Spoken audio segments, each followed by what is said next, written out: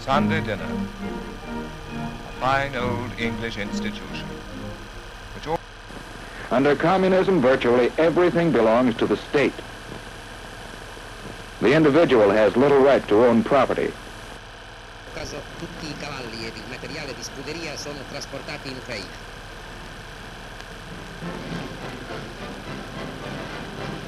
Children must be taught to hate their parents if these are not communists.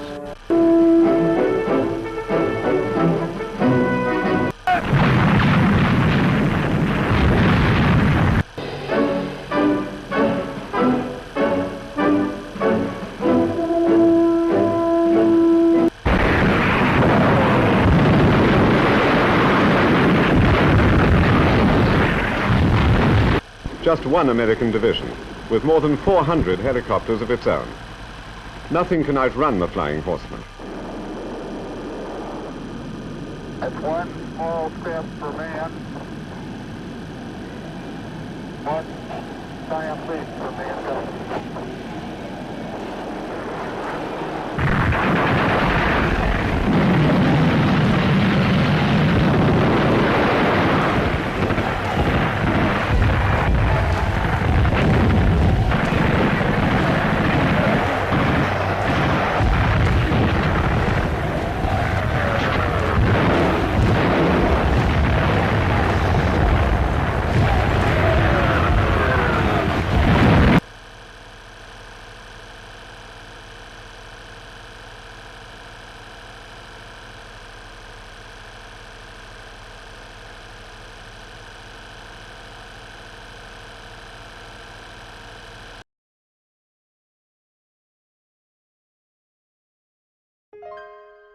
Hay un artículo científico que leí hace un tiempo que habla sobre una sustancia química que, lamentablemente, se ha ignorado en nuestra sociedad a pesar de los daños que nos provoca.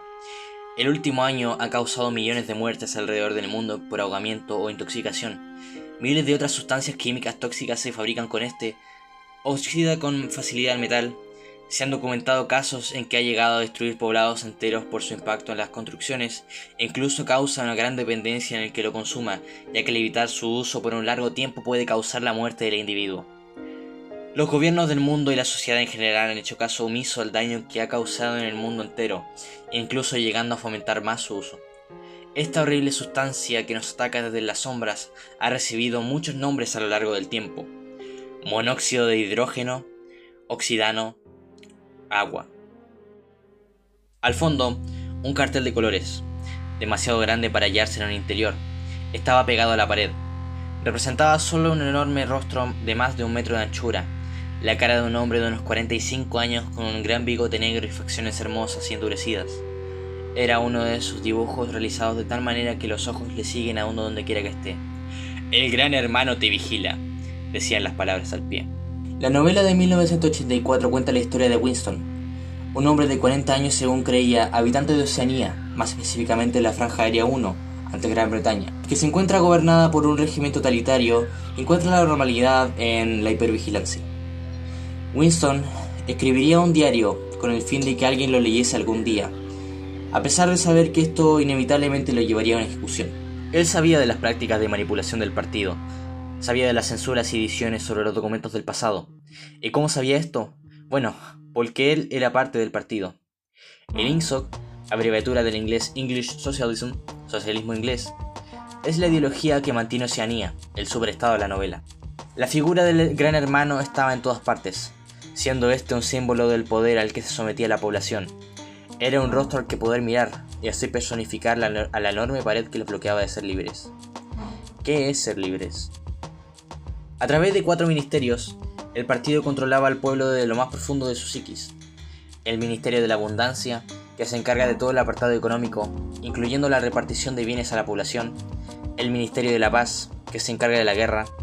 El Ministerio del Amor, que lava el cerebro de los criminales mentales. El Ministerio de la Verdad, que se encarga de falsificar la historia, manipulando noticias, novelas, pinturas, etc., para poder manipular el pasado y así controlar el presente. Y es en este último donde trabaja Winston. Una forma en la que el partido puede mantener a raya a la población es a través de lo que llaman telepantallas, que son pantallas grandes con micrófonos y cámaras ocultas con alcance desconocido, que además transmiten múltiples cosas, como discursos políticos, programas para la ciudadanía, canciones, etc. Les susurran al oído.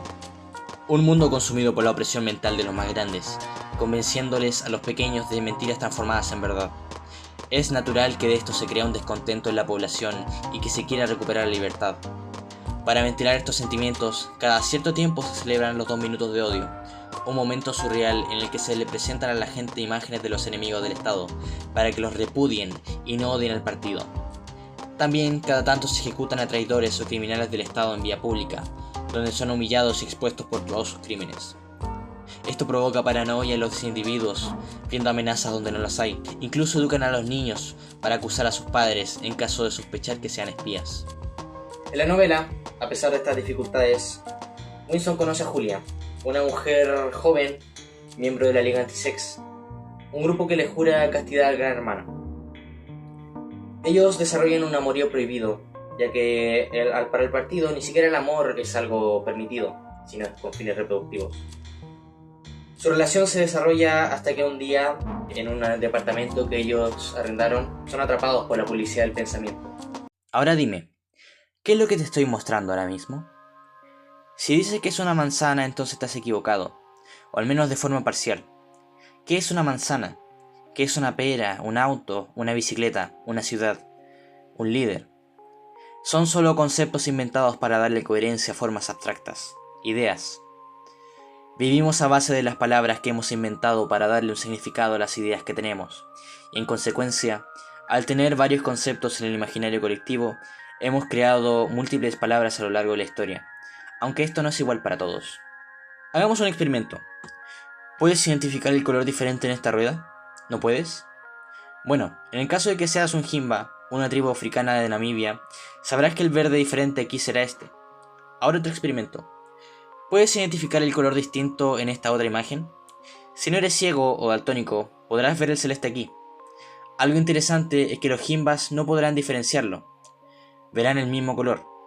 Lo que ocurre es que su lenguaje se ha moldeado de una forma en la que ven más tonos de verdes que de otro color, ya que su entorno es mayormente verde, por lo que claro, no han inventado otros nombres específicamente para, por ejemplo, el celeste. Más o menos. El idioma se moldea a tu realidad, no solo representándola, sino que creándola como tal. Lo que no tiene nombre, o no existe, o es ignorado como irrelevante. ¿Cuántas veces has pensado o soñado con algo que no pudiste describir usando palabras? Se te habrás dado cuenta, los nombres de los ministerios que antes dije, nombran lo opuesto a lo que crean. El de la abundancia crea escasez, el de la paz guerra, el del amor tortura, y el de la verdad miente. Bueno, en neolengua, el idioma creado por el partido, existe el término doble pensar, que se define como el creer dos ideas completamente contradictorias e excluyentes, y aún así aceptarlas como verdaderas. Esta práctica se usa para desdibujar la realidad y así lograr manipular a la población de manera más efectiva, haciendo que crean en cosas que claramente son mentiras. Un ejemplo del libro es el eslogan del partido: la guerra es la paz, la libertad es la esclavitud, la ignorancia es fuerza. Esta táctica se usa también en la vida real con el mismo propósito. La neolengua tenía como propósito reemplazar el idioma original por una versión mucho más directa y simplificada, y a su vez también suprimir todo concepto o idea que el partido no aprobase, y así finalmente alcanzar el control de las personas y lo que pensaban, suprimiendo así, removiendo por completo uno de los elementos más claves para el pensamiento individual, ¿no? La expresión.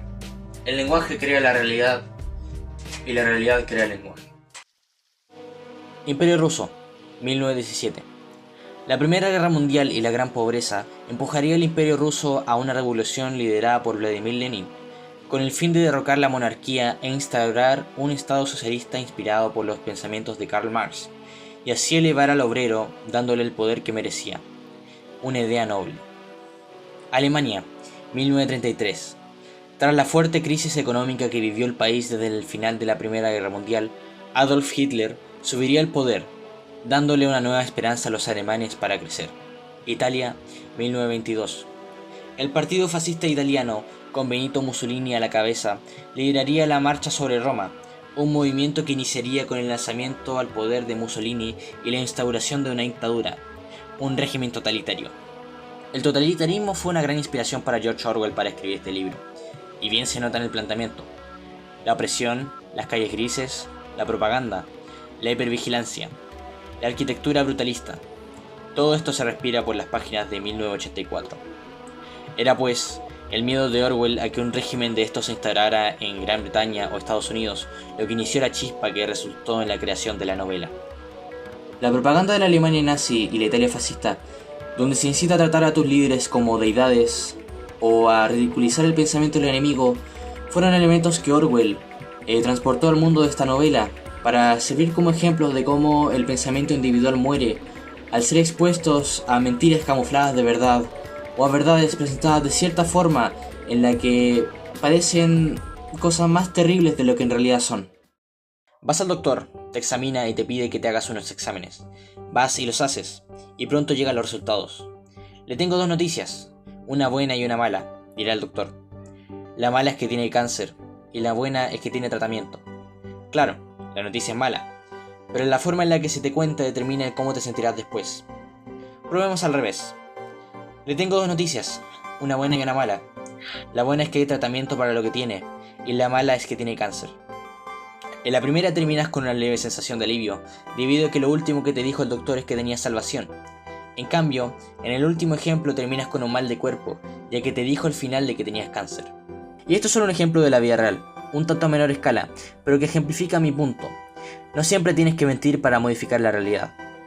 Comúnmente en los noticieros ocurre algo curioso, ya que acomoda las noticias de una manera que hace quedar al país entero como un infierno, lleno de delincuencia y muerte, cuando en realidad no es así. No, es que en mis tiempos no habían robos o asaltos.